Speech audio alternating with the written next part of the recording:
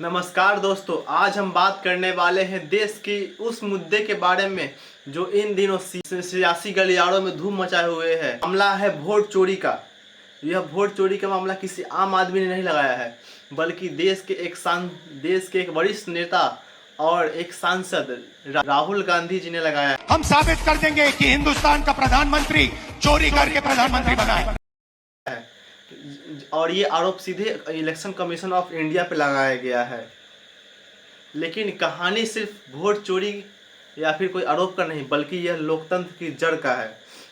यह सवाल पैदा करती है कि जो हम लोग वोट देते हैं, जनता का जहां एक एक वोट का कीमत होता है, क्या हमारे वोट सही में सुरक्षित है?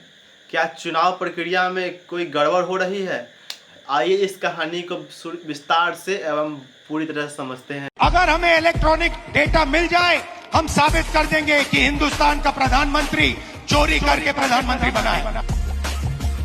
जब हिंदुस्तान की जनता हमारे डेटा को लेकर इलेक्शन कमीशन के वेबसाइट पर सवाल पूछ रही है, तो इलेक्शन कमीशन ने अपना वेबसाइट बंद कर दिया। राजस्थान, बिहार के वेबसाइट बंद कर दिए हैं, क्योंकि वो जानते हैं कि अगर हिंदुस्तान की जनता ने इसी डेटा को लेकर सवाल पूछना शुरू कर दिया तो उनका पूरा ढांचा कोलैप्स कर जाएगा।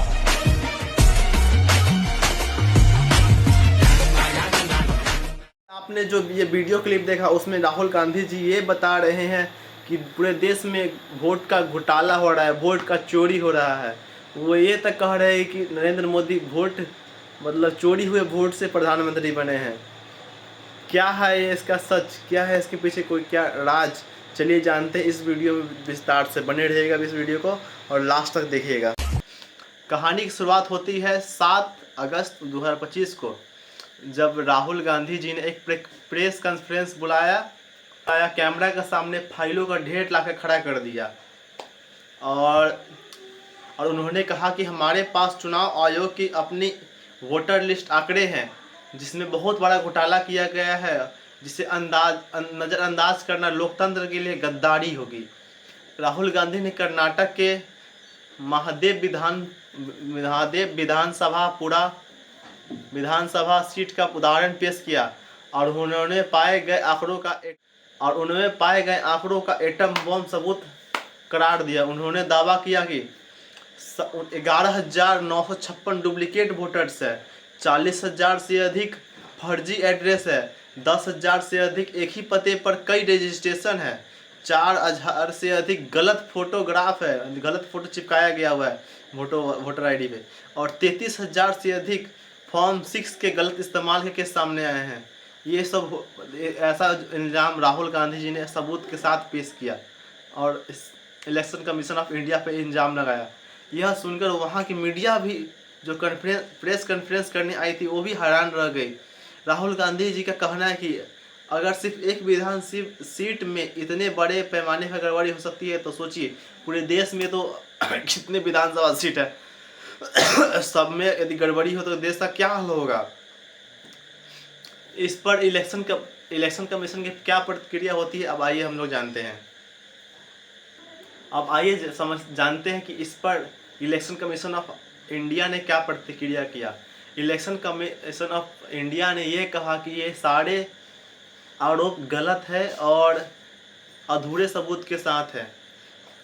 उन्होंने राहुल गांधी को एक लिखित रूप से शपथ पत्र देने को कहा और अपना हलफनामा देने की बात की और इस आरोप को साबित करने को कहा। और ये भी साथ में कहा कि यदि वो राहुल गांधी जी साबित नहीं कर पाते हैं तो उनको सार्वजनिक तौर पे माफ़ी मांगनी होगी। इस पर राहुल गांधी जी का ज़बरदस्त पलटवार आया है। राहुल गांधी ने इसका करारा जवाब देते हुए कहा कि ये आयोग तो स्वयं पहले से चुनावी आयोग है, इसमें मैं क्या शपथ पत्र दूँ। ये लड़ाई सिर्फ कांग्रेस या भाजपा या किसी राजनीतिक पार्टी की नहीं, ये लड़ाई है पूरे देश की, संविधान की, लोकतंत्र की और उस अधिकार की जहाँ पर बोला जाता है कि 1 मैन 1 वोट। उन्होंने आगे दावा किया कि इस तरह की गड़बड़ी लोकसभा लगभग 70 लोकसभा सीट पर असर डालती है।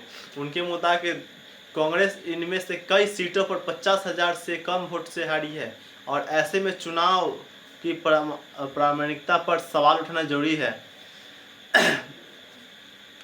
राहुल गांधी के आरोप के समर्थन में 11 अगस्त को दिल्ली में कांग्रेस के कई बड़े नेता इलेक्शन कमीशन के मुख्यालय पर मार्च कर रहे हैं। पुलिस उन्हें हिरासत में ले लिया। राहुल गांधी का कहना है कि वे किसी व्यक्तिगत स्वार्थ के लिए नहीं बल्कि देश के करोड़ों मतदाताओं के अधिकार के लिए लड़ रहे हैं। जनता, अब जानते हैं कि इस पर जनता का क्या मायने हैं। और दोस्तों अंत में हम तो यही कहेंगे कि यह मामला सिर्फ राहुल गांधी जी का नहीं बल्कि पूरे देश की जनता के है। जनता का यह सवाल है हमारे वोट की सुरक्षा का, हमारे लोकतंत्र की साख का, हमारे अधिकारों की मजबूती का। चाहे राहुल गांधी सहमत हो या ना हो, वोट में पारदर्शिता यानी कि सब कुछ साफ साफ और भरोसा किसी भी चुनावी प्रक्रिया की रीढ़ होती है। अगर उस पर आँच आता है तो इसे गंभीरता से लेना बहुत ज़रूरी है और इस पर सख्त कार्रवाई करनी चाहिए जो भी इसके जिम्मेदार है। अगर आपको लगता है, यदि आपको लगता है कि वाकई में वोट चोरी हुई है तो अपनी राय कमेंट बॉक्स में ज़रूर दें।